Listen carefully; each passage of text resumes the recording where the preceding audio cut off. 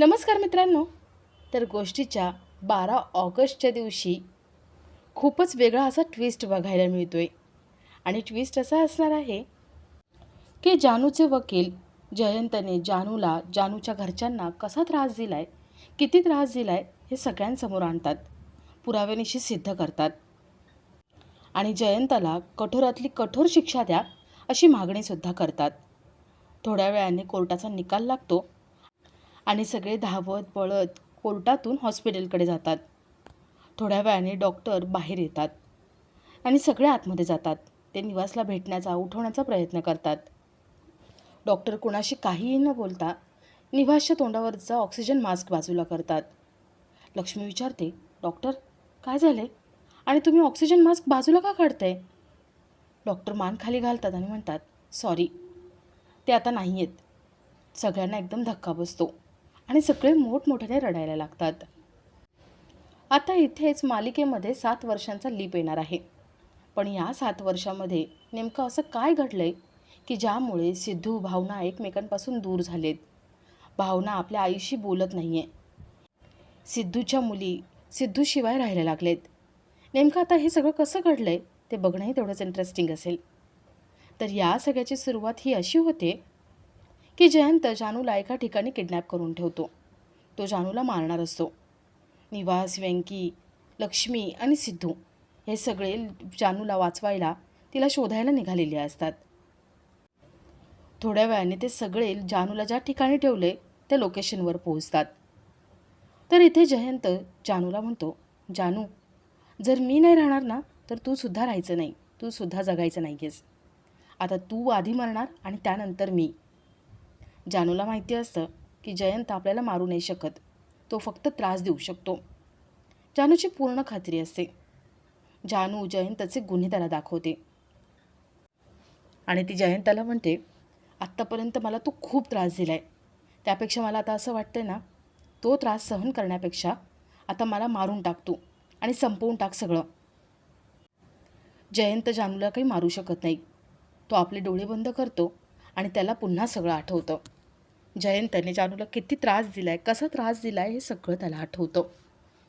पण जयंतला भीती वाटते आणि त्याला वाटतं की आता आपण जानूला काही केलं नाही तर जानू कोर्टामध्ये आपल्याबद्दल साक्ष देईल आणि आपल्याला जेल होईल. जानू विश्वासोबत लग्न करेल. जयंत जानूवर पुन्हा बंदूक रोखतो आणि त्याच वेळेला तिथे विश्वा येतो.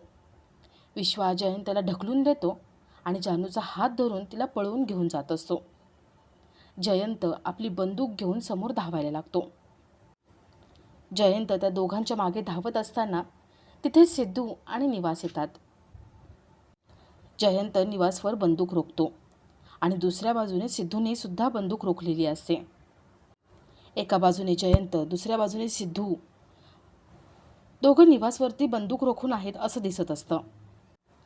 खरं तर सिद्धूने जयंतवरती बंदूक रोखलेली असते. तेवढ्यात तिथे लक्ष्मी येते. लक्ष्मी जयंतला बघत नाही, तिला फक्त सिद्धू दिसतो आणि तिला एवढंच दिसतं की सिद्धू निवासवर गन रोखून आहे. तर इथे विश्वा जानूचा हात धरून तिला तिथून पळवून घेऊन जात असतो. विश्वा तिला वाचवण्याचा प्रयत्न करत असतो, पण जानूला तिच्या बाबांचा आवाज आलेला असतो. जानू म्हणते, विश्वा, अरे बाबा आलेत मला वाचवायला, मला थांबायला हवं, बाबांना इथून घेऊन जायला हवं. विश्वा तिला ओरडतो आणि आधी चल म्हणतो, पण जानूला काही थांबवत नाही.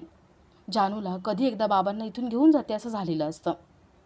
जानूला माहिती असतं की जर बाबा जयंतच्या तावडीत सापडले तर जयंत कुठल्याही थराला उतरेल आणि तो बाबांना काहीही करेल. जानूला आपल्या बाबांची काळजी वाटत असते.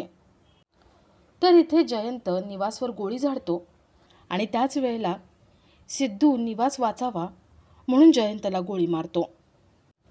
खरं तर सिद्धूने निवासला गोळी मारलेलीच नसते, पण निवास एका झटक्याने मागे होतो आणि त्यामुळे सिद्धूची गोळीसुद्धा निवासला लागते आणि निवास खाली कोसळतो. लक्ष्मी हे सगळं बघत असते आणि ती मोठ्याने किंचाळते. लक्ष्मीचा आवाज ऐकून, बंदुकींचा आवाज ऐकून तिथे धावत पळत विश्वा आणि जानू येतात. व्यंकीसुद्धा तिथे आलेला असतो. सगळे निवासला उचलून आपल्यासोबत हॉस्पिटलमध्ये घेऊन जातात.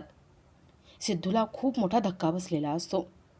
त्याला वाटत असतं की त्यानेच गोळी झाडली आहे आणि त्यानेच निवासला मारलं आहे. सिद्धूला गिल्ट आलेलं असतं. तर थोड्या वेळाने सगळे हॉस्पिटलमध्ये पोहोचतात आणि डॉक्टरांना आवाज देतात.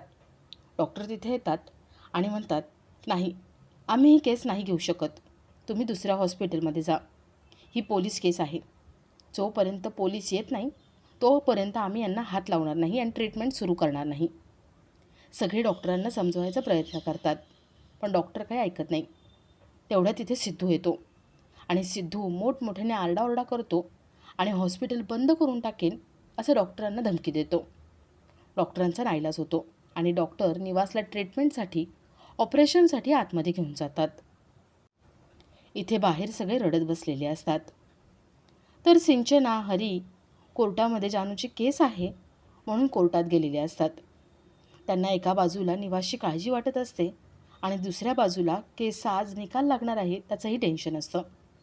ते दोघं आत जाणार तेवढ्या तिथे भावना येते. भावना विचारते, हरी, सिंचना, नेमकं झालं तरी काय? कोणीच फोन उचलत नाही आहे. बाबा नाही, जानू नाही, आई नाही. काय झालं काय? सिद्धू आत्ता येतो म्हणाले आणि ते सुद्धा आले नाही आहे. आणि तुम्ही रडताय? नेमकं काय झालं आहे? हरी, सिंचना भावनाला काहीच सांगत नाही आणि ते आतमध्ये जातात. भावना सिद्धूची वाट बघत तिथेच बाहेर थांबते. तर इथे जानूला हरीचा फोन येतो आणि त्याने कोर्टामध्ये बोलवलेलं असतं. लक्ष्मी जानूला सांगते की तू जा आणि हो, तिथे काय होते ते बघ. आज जयंतला शिक्षा झालीच पाहिजे. जानू, तुझ्या बाबांना काही होणार नाही, मी आहे. लक्ष्मी जानूसोबत विश्वाला जायला सांगते. सिद्धू लक्ष्मीशी बोलण्याचा प्रयत्न करतो, पण लक्ष्मी त्याला टाळते आणि त्याच्याशी अबोला धरते. सिद्धूला कळतं की लक्ष्मी आपल्याशी बोलत नाही आहे.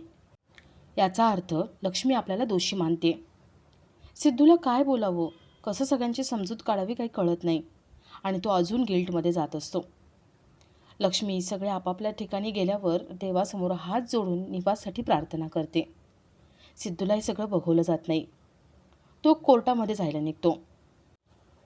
तर इथे जानू, विश्वा कोर्टामध्ये जरा उशिरा पोहोचतात आणि केस चालू होते. जानू कोर्टामध्ये उशिरा का आली याचं कारण सगळ्यांना सांगते आणि सकाळपासून जे काही घडले, जयंतने किडनॅप केलं, मारून टाकायची धमकी दिली, हे सगळं सांगते. जयंतचे वकील जानूकडे पुरावा मागतात. जयंत रात्रभर जेलमध्ये होता आणि पोलीस, वकील त्याच्यासोबत होते. त्यामुळे जानू खोटं बोलते असं ते वकील सगळ्यांना सांगतात. जानूकडे कुठल्याही प्रकारचा पुरावा नसतो, त्यामुळे ती एका ठिकाणी बसते. तर इथे भावना सिद्धूची कोर्टाबाहेर वाट बघत असते. सिद्धू तिथे येतो. भावना विचारते, सिद्धिराज, अहो कुठे गेला होतात तुम्ही? आणि घरातले फोन नाही उचलत आहे, काय झालं काय? सिद्धू म्हणतो, मी मुद्दाम नाही मारलं, ते चुकून झालं. भावना विचारते, काय झाले आणि बाबा कुठे? सिद्धू म्हणतो, त्यांना गोळी लागली आणि आता आपण इथे कोर्टामध्ये असणं जास्त गरजेचं आहे, चल आतमध्ये, मी नंतर सगळं सांगतो. भावना खूप रडत असते. सिद्धू भावनाला आतमध्ये घेऊन जातो आणि दोघं कोर्टामध्ये निकाल लागण्याची वाट बघतात. तर इथे जयंतचे वकील, जानूकडे कुठल्याही प्रकारचा पुरावा नाही आहे, जयंतने तिला किडनॅप केलं होतं हे दाखवणाराही कुठल्याही प्रकारचा पुरावा नाही, म्हणून जानूचं बोलणं खोटं ठरवतात.